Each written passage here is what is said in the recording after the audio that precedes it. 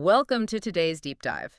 If you've been anywhere near enterprise software lately, you probably feel a bit like that crazy conspiracy meme guy. Oh, yeah, the one standing in front of a whiteboard covered in red string. Exactly, because SAP is just like throwing out all these terms: grow, rise, AI, business data cloud. It's a lot for anyone to process. It really is. And for you listening, it's a critical mission to figure this out. Because, the sheer volume of messaging makes it incredibly hard to see what actually matters for your business's future. Right, the complexity almost feels overwhelming on purpose. Yeah, exactly. So, okay, let's unpack this. Is SAP just, slapping a shiny new cloud sticker on their old ECC legacy system to sell more licenses? Or is this actually a fundamental teardown? Oh, it is absolutely a fundamental teardown. If you think of S/4HANA as just a simple refresh of that legacy core, you're totally missing the plot. Wait, really? So it's not just a big upgrade? Not at all. It's a completely new technological landscape. S/4HANA is, well, it's really just the anchor for a massive, broader cloud ecosystem. Okay, ecosystem meaning like all the surrounding tools. Exactly. We're talking Fiori for those sleek, modern user interfaces, the business technology platform, and like a whole library of standard APIs. They are entirely moving away from point-to-point connections. You mean those messy direct data pipelines, right? Like RFCs and IDOCs? Yes, the exact ones that eventually turn an IT landscape into this giant brittle bowl of spaghetti. Right, yeah, I've seen that spaghetti. So it's less like installing a software update and more like, say, moving out of a custom-built house where the plumbing is hardwired right into the walls into a modern modular home where appliances just plug into universal API socket. That is a perfect way to look at it. But wait, if we're moving to modular sockets, doesn't that completely break how companies used to deeply customize their SAP systems? Companies spent decades twisting that code to fit their exact business processes. Well, what's fascinating here is that breaking those old habits is actually the entire goal. SAP is strictly enforcing what they call the clean core principle. Clean core. Right. Because the old way was just too messy. Exactly. For decades, those invasive custom changes made systems incredibly brittle. Every time a company tried to upgrade, well, the custom code would just break. So upgrades were a nightmare. A total nightmare. So now you can't just tinker with the foundation anymore. If you want to customize, you have to use defined enhancement points. They're called BDIs, or business add-ins.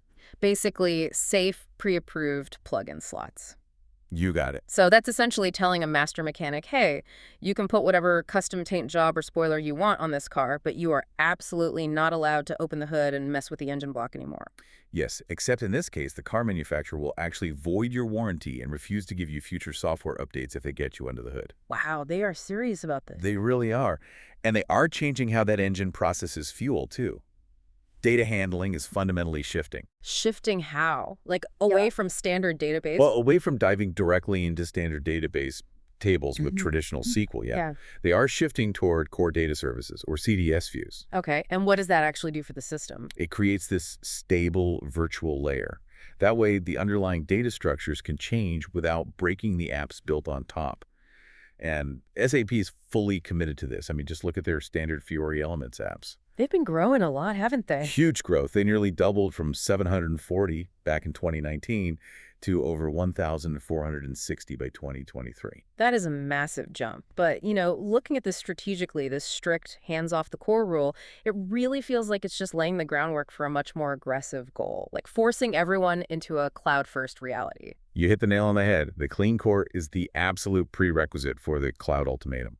The cloud ultimatum, that sounds intense. What's the timeline on that? The line in the sand is the S/4HANA Public Cloud Release 2508.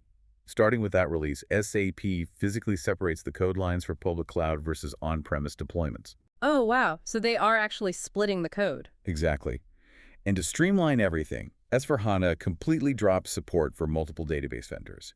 You are tied exclusively to SAP's own HANA database. Wait, dropping support for Oracle and Microsoft databases? That sounds less like simplification and, more like SAP building a walled garden so they can lock customers in.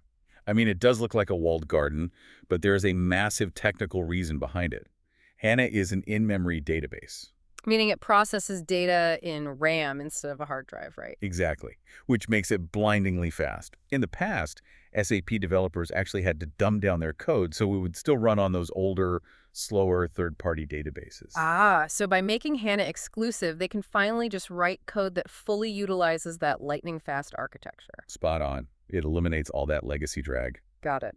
So if a company stubbornly decides to keep their systems on-premise, they're not just resisting the cloud, they're like actively restricting their own performance.